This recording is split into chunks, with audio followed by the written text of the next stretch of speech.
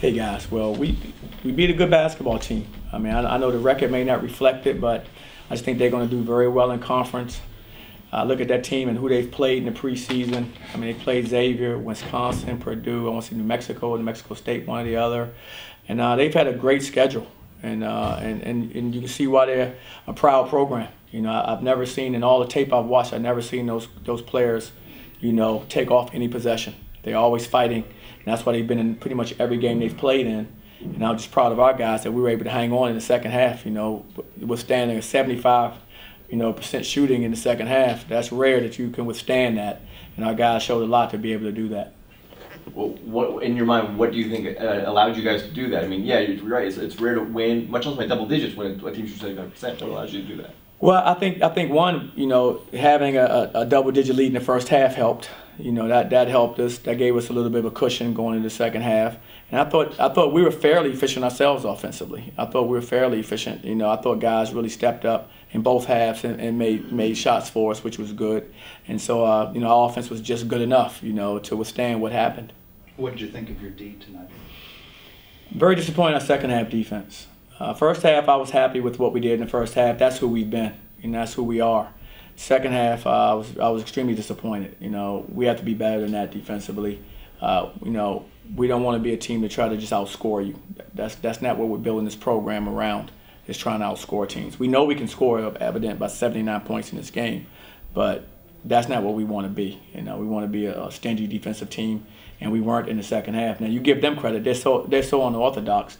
I mean, how many teams that you play really rely on, scoring all twos? I mean, they're a mid-range jump shooting team. That's like almost obsolete now. What teams, everybody shoot the three or get to the basket. They're looking for the mid-range shot, and that's something that was rare. So I don't think we faced a team that is that adept at doing that in a long time. I can't think of one team in the last 4 years, maybe one that I thought was very good in the mid-range, and this is the other one. So they're a difficult team to play because of that.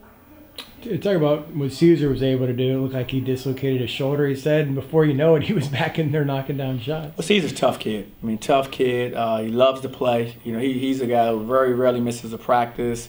He pretty much plays through almost everything, and that's he must have an amazing pain tolerance, and to come back after what I saw him do in the first half, I wasn't sure what he did, but it didn't look bad because the way he walked off, I've never seen him walk off the court like that before. So I knew it was something that wasn't good, and but then he's right back in the game.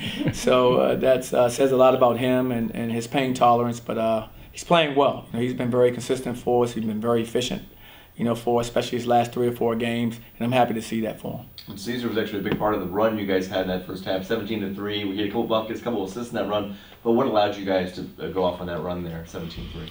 I thought we were playing good basketball at that point in time. Like I said, this is one of the best passing teams I had. 17 assists again tonight. They really do share the basketball, and I think we can even do it better. We still haven't got to the point where I think we can be with our group. And I thought when we had that run, I thought the ball was moving freely. It wasn't sticking. Guys were free flowing, taking their looks when they have them, and they were in rhythm. I thought when we lost that, we got a little bit out of rhythm, and then we started. Then it becomes a little tougher. But I think that's what happened during that run, and we were getting stops. That helps you create a run. You can't let the other team score if you want to get a good run. So that was a big part of it too. Can you talk about what Frank Burst provides? I think Colin called him your little Energizer bunny. Just he had a little stretch in the first half, knocking down shots, crashing the boards, getting guys fired up with his play. No, absolutely. That's what he brings. I mean, he's been terrific. Like I said, you win a lot of games if you have 12 Franks.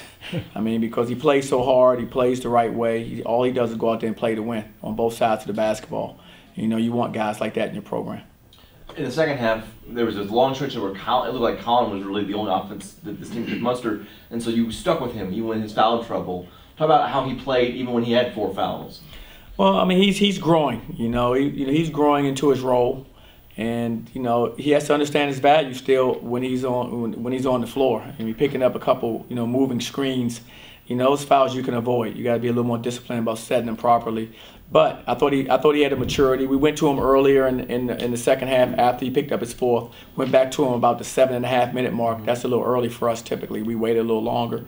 But we trusted him. We trusted that he would be able to go out there and give us something at least long enough so that we can come down the stretch and finish the game out. And he was able to do that. You know, he fought a little earlier than I'd expected, but he was still able to get us to that point in the game where, you know, it's more managing it and trying to close the game out at that point in time. You just said you saw Colin, he's growing into his role. Are you seeing that from several guys as conference play gets closer here? Yeah, we do. I see it from Caesar. I think Caesar's growing into his role right now. I think Dre is growing into his role as well. I think those guys are, you know, everybody's kind of who they are out there, but those guys, I've seen them growing into, you know, the players that we think they can become. Amari Davis in that second half had 21 points. But, you know, do you feel, I know you don't want to give that many points, but at least did you feel like the guys made him work for the baskets that he got? I thought we made him work for a number of them. A few of them I'm a little disappointed about. I'll show tomorrow in film, but by and large I thought we made him work. He just hit a lot of tough twos. I mean, like I said, that's a game that's long gone, you know, just living on a 2-point shot. I don't think the kid took 1-3. I mean, yet he had 25 points, 12 or 14 from the field. You can't get much more efficient than that. But give him credit because he was challenged a lot on those shots, and he made them. But he's a terrific young player. What did you learn about this team tonight? I learned again that our strength is in our numbers. That's what I've learned, and I think it just showed again. You know, a guy like Matt comes in, and he has a nice breakout game for us, and we needed everything he did. I mean, all those shots he made, we needed, and so we have a number of guys that are capable of stepping up. And it just showed again with another player who stepped up in this game. And you look at the scoring, the balanced scoring that we have. We had, what, 5 guys in double figures? I mean, when's the last time we've done that? I mean, so that shows that we have a lot of the last game. We had 5? I thought we had 4 last game. No, we had 5. Every I starter. thought one person had 8. Every starter had double figures. Oh, last okay. I don't know why I kept thinking one guy had. Before that, it was a long time. Before that, the SMU game, the SMU blowout last year. Wow. But now back to back, 5 game with 5 double-digit scores. Right. Now, and I love that. I think as for a coach, you really like that because you put, you know, there's no night when you're being scouted that they have an idea who can be that guy. You know, anyone can be that guy for us, and that's including guys. You know, like I said, we had 5 guys, and we look at it again. You know, all of them weren't starters. So that means you're getting a lot of, you know, which we've been getting, you know, most of the year. We've been getting a lot of bench production, probably the most bench production of any team that we've coached. Where do you think Matt's confidence is now in back-to-back games? You know, I've been feeling pretty good about Matt the last about 3 games or so. I could tell he's kind of has shaken off, you know, probably some of the rust, some of the, you know, emotion of playing in front of his family, playing at home in Orlando. You know, a lot goes into that when you make that type of decision. But you know, I started to see him shaking it off the last 3 games. He'll just keep trending, I think, in a positive direction because I'm a firm believer that the percentages they always kind of balance themselves out during the course of a season for a really good player, and Matt's a really good player. Green Bay had a lot of travels this game. How much do you think that was due to the defense, or do you think that was another reason for the travels that they had? Well, I mean, I think it's one of those things where, you know, I think defense has something to do with it, of course. I think the way we play, you know, we take pride in how we guard. We try to pressure, try to speed teams up.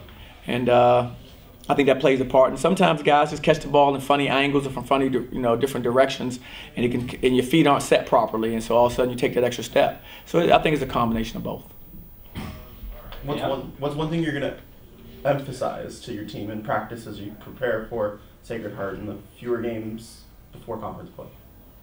75% we gave up in the second half. 15 for 20.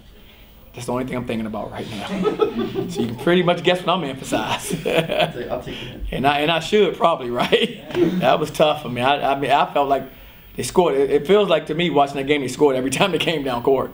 And I'm not really big about that. So we have to get back to the drawing board. But I assume you've never had a game in which a team shot 75% in the second half and you won by 13. No, absolutely. That's what I was saying. I'm like, I couldn't believe it either. When I grabbed the stat sheet, it felt like they were scoring almost every time down the court. And I looked at the stat sheet and I said 75%. I'm like, wow. And I'm like, and we won. So that's one of those games where you're fortunate. You know, you're fortunate. You know, we won because of our offense. You know, we won because of our offense. We were able to outscore them tonight. And that's not who we've been. You know, we've been more of a, hey, we're going to defend, and that's how we win. So I'll take it because it's a great win against a good team. Like I said, coming in here, they'd already played all those teams I mentioned before, so I knew after watching all those games and teams they faced, they'd be ready to play anybody because they were competitive in all those games as well. Appreciate it, Coach. Thank you, All sir. right, guys, take care. See you on Sunday.